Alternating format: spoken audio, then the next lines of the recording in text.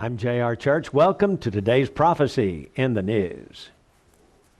I'm Gary Stearman, and today we're going to be talking with the author of Apollyon Rising 2012. His name is Tom Horn. He's put together an exciting book. And we're delighted to have you, Tom, to come and be with us again today. We've got a lot to talk about. Last time we talked about Apollo. We didn't flesh that out. We're going to talk about Apollo again today, so stick around. We'll be right back.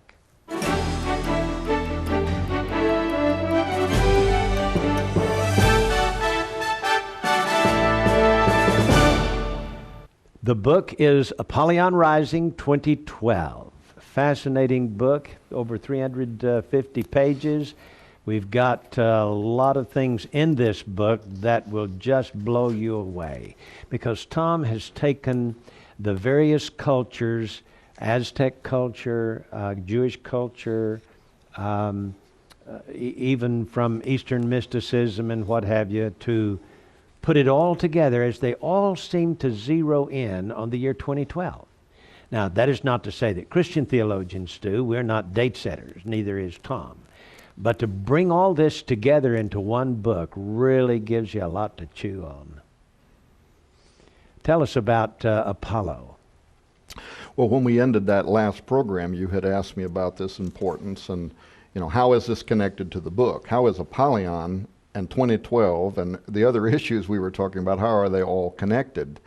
And this was one of the key things that made me feel that this book should be written, because after discovering that the influencers of the certain design of iconic artifacts important to the founding of American history, that they were familiar with this belief system. Not only were they familiar with it, but of the thousands of things they could have incorporated into the U.S. Capitol dome, they chose, of all things, the Aztec calendar stone that ends in the year 2012. And anybody that wants to go to Washington, D.C. and take a tour of the Capitol, go in, stand, look up at the frieze of American history and look right at the the Aztec calendar stone that ends in the year 2012. Once I knew that, I went back to the design of the Great Seal, because just like the 500-year-old Mayan Chilambalam had connected 1776 to a 13-stepped countdown ending in the return of their God, the Great Seal, the reverse side of the Great Seal, is essentially that same imagery. In Roman numerals, 1776, a 13-stepped uncapped pyramid over which is hovering the eye of Apollo. But the historicity behind Apollo is directly connected to the biblical Apollyon. Yes. In fact, all good scholarship recognizes they are one and the same, that Apollyon is the god Apollo. What most Americans might not recognize is that on the Great Seal, the symbolism not only points to Osiris, who is the Egyptian version of Apollo, but the mottos point to Apollo, who is the Greek version of Osiris. So we're talking about one and the same entity. And the phrase Novus Ordo Seclorum, this is taken directly from a prophecy of the Cumae Sibyl. She is the most important of all of the priestesses of ancient Apollo. In fact, what's very interesting is if you travel to the Sistine Chapel, and if you look up inside the Sistine Chapel, alongside the Old Testament prophets is the Cumaean Sibyl, a priestess of Apollo, who in the New Testament is actually identified as a demonic deceiver. And by the way, Novus Ordo Seclorum on every dollar bill. You can look at one right now. Page 209 of your book, here's a heading: From Jurassic Park to the Tomb of Apollo, Osiris, and Nimrod. I read a quote here: could the same technology described above, or some variation, lead to the resurrection of a pagan deity, Apollo, Osiris, Nimrod, who returns to rule the Novus Ordo Seclorum?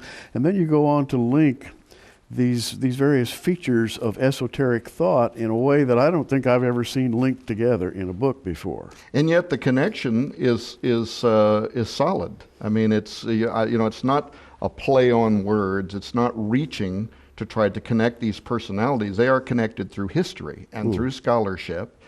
And the prophecy that's on the Great Seal from the Cumae Sibyl says that Apollo will return, giving birth to a new golden pagan age. That's actually, we commonly refer to it as the New World Order. But from her prophecy, it is a new golden pagan age. It is the restoration of the golden age of Osiris, the age of Apollo, when the gods ruled upon the earth. She prophesied this would occur. Well, then when you look at the Great Seal of the United States, you realize that it is a prophecy about the return of a deity that is identified in more than one place in the New Testament as the spirit that will inhabit the Antichrist. I mean, is this the most shocking thing on earth to know that the most powerful nation on earth and that its greatest seal has a prophecy on it that the Bible would identify as the coming of the Antichrist? And that seal has the pyramid. You mentioned in your book the Great Pyramid in Egypt and the possible tomb of Osiris there. And the keeper of the pyramid right now is a man named Zahi Hawass. Yes. Everybody has seen Zahi Hawass on television.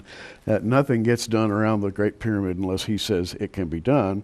And he believed that the tomb of Osiris was down there. Is that correct? Yes, he believes, well, and was it like a 2020 television special or something a few years ago when he thought he might have found the underground tomb of Osiris, remember? And they built a big event around it, and they went down and sucked all the water out of there and went down.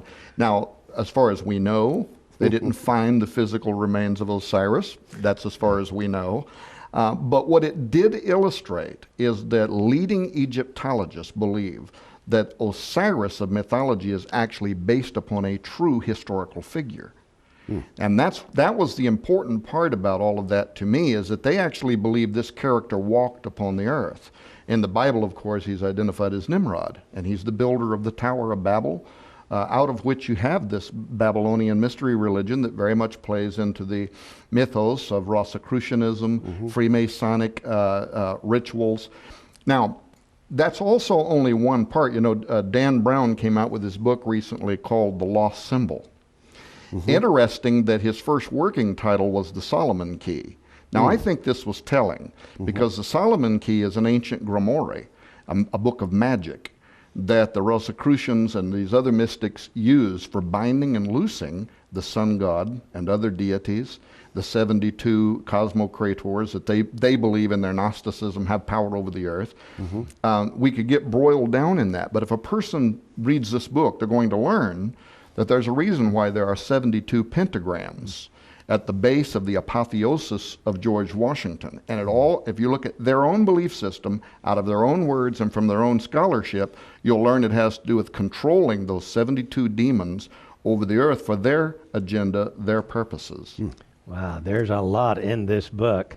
I'd like to encourage you to get a copy of it. You can by simply calling the phone number at the bottom of your screen, ordering it from us. The phone number, 1-800-475-1111. This book is $15.95 plus shipping and handling. We'll be glad to get it right out to you, and you can read about it for yourself. Almost 350 pages, absolutely incredible. It's just chock full of all of these things that Tom is talking about. So get it today, will you? We'll be glad to send it out to you. $15.95 plus shipping and handling. And when you call, you might also want to ask for our latest magazine, Prophecy in the News, and we'll give you an idea of the various articles that we have in it as we study biblical prophecy. So call today, will you? Let us hear from you, and your purchase and or gift will help us to maintain airtime so that we can keep these programs coming your way. Gary, this is absolutely astounding book. It has so many things in it.